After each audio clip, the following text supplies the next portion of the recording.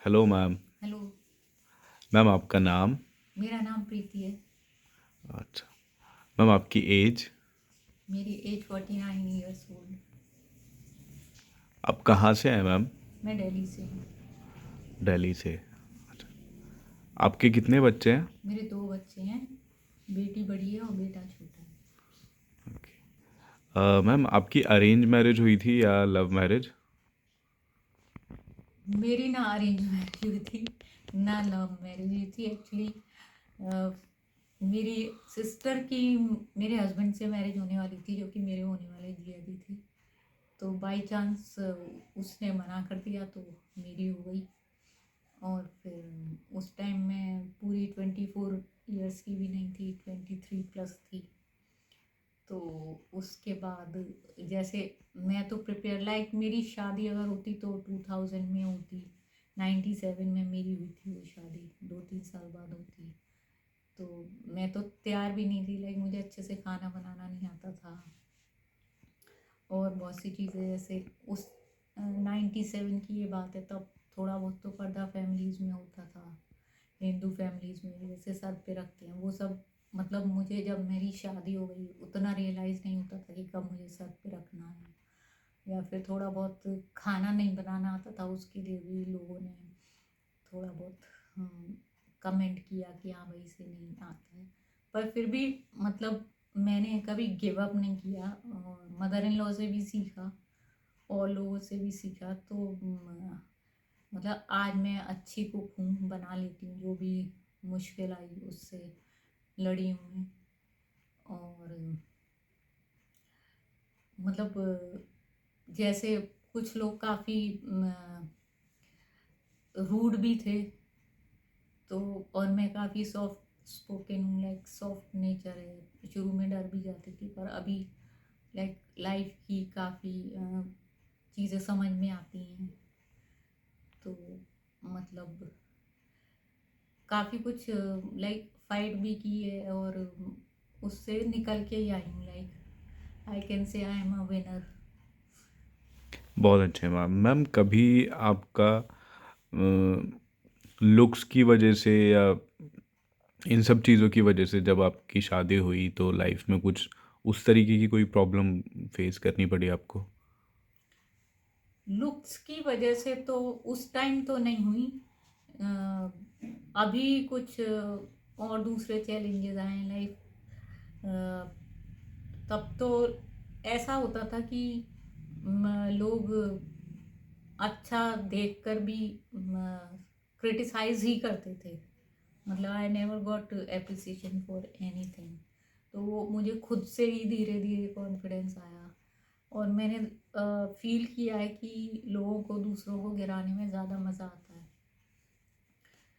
वो कोई भी हो सकता है। और मतलब लुक्स के लिए अब जैसे हालांकि तब भी बोलते थे, पर तब मुझे इतना बुरा नहीं लगता था। लेकिन अब जैसे मेरी थोड़ी मिड एज में मैं आ गई हूँ, इसको मिड लाइफ क्राइसिस भी बोल सकते हैं।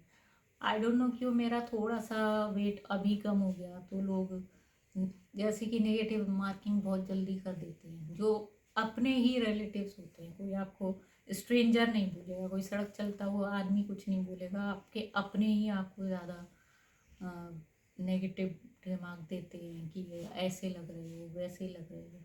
लाइक कभी कोई बंदा ये आपके कंधे पे हाथ रख के ये नहीं कहेगा कि आपको क्या प्रॉब्लम है। आपका चेहरा देख के पता चल रहा है अगर, तो वो ये ज़रूर बोलेंगे आप बड़े बुरे लग रहे हो, और क्या हो गया एकदम से वेट कम हो गया, और अब तो तुम बूढ़े हो गए, ये हो गया वो हो गया। तो सामने वाले बंदे को इस चीज़ से कोई मतलब नहीं कि हम इससे ऐसे इनसेंसिटिवली बोल रहे हैं, बिल्कुल भी उससे मतलब उन लोगों को उसकी फीलिंग से कोई मतलब नहीं है। और उसको परेशान करने में उन्हें पता नहीं क्या मज़ा आता है। वैसे मैं ये फील करती हूँ कि ये ज़्यादातर इनसिक्योर लोग होते हैं, खुद से खुश नहीं होते हैं, तो दूसरों को और परेशान करके खुशी हासिल करना चाहते हैं, जो कि मेरे हिसाब से बहुत टेम्पररी होती है। तो वो फेज़ जो है मेरा, जैसे कि लुक्स के लिए, वो अभी चल रहा है। और ये जो इसको कह सकते हैं कि लाइक जब मेरी शादी हुई वो भी मेरा डिफ़िकल्ट टाइम था, लेकिन वो कहते हैं यंग एज में थोड़ा जोश होता है, तो वो मैंने अच्छे से हैंडल कर लिया। जो अब फेज़ चल रहा है वो थोड़ा-सा ज़्यादा डिफ़िकल्ट मुझे लग रहा है, पर मुझे मालूम है मैं इससे भी अच्छी तरह से बाहर आ जाऊँगी। तो वो चीज़ है। बिल्कुल, बिल्कुल मैम। हुँ। मैम जब आपकी शादी हुई थी तो जैसे आपने बताया कि आप प्रिपेयर नहीं थे, वो आपके मतलब बड़ी बहन से शादी होने वाली थी। हुँ। तो उस टाइम पे मतलब अ, मतलब क्या कोई प्रॉब्लम हो गई थी? क्या हुआ था तो? प्रॉब्लम एज़ सच ऐसी कुछ नहीं थी। एक्चुअली मेरे हस्बैंड दिल्ली से हैं और मैं शादी से पहले से दिल्ली में रह रही थी 2 साल पहले से। वैसे मेरे पेरेंट्स यूपी से बिलॉन्ग करते हैं, अलीगढ़ में रहते हैं। तो मेरी सिस्टर अलीगढ़ में रहती थी और मैं दिल्ली में अपने चाचा जी अंकल के यहाँ रहती थी। तो जैसे शादी की खरीदारी वगैरह होती है, शॉपिंग होती है, मेरे हस्बैंड आते थे चाचा जी के यहाँ, हमारा कभी कभी मिलना हो जाता था, पर ऐसे नहीं था।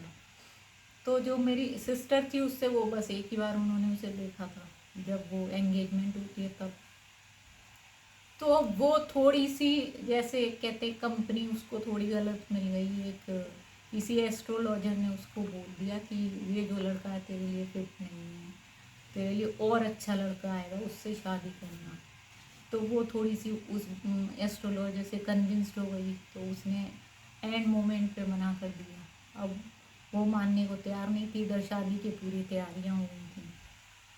तो मतलब मेरे लिए ऑफ़र रखा गया। मेरे जो रिलेटिव्स में लड़की थी, एक मैं थी, एक मेरी एक और कज़न थी। तो फिर आखिर में मेरा प्रपोज़ल ये लड़के वालों ने एक्सेप्ट कर लिया। तो इस तरह से मेरी शादी हुई। मतलब ये सब परिस्थितियाँ बन गई थी, तो मुझे करनी पड़ी। ठीक है मैम। मैम आपकी जो बेटी है आपने बताया, हुँ। तो उनकी एज भी हो गई शादी के लिए? वैसे कहें तो वो इस सितंबर में 25 की कंप्लीट हो गई है।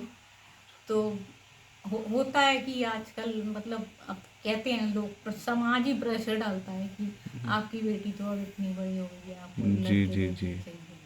पर हमने तो उसे आप उनकी शादी करेंगे तो मतलब आप क्या चाहेंगे, मतलब लड़के में और उसके फैमिली में कैसा क्या रहे, आप क्या देखेंगे?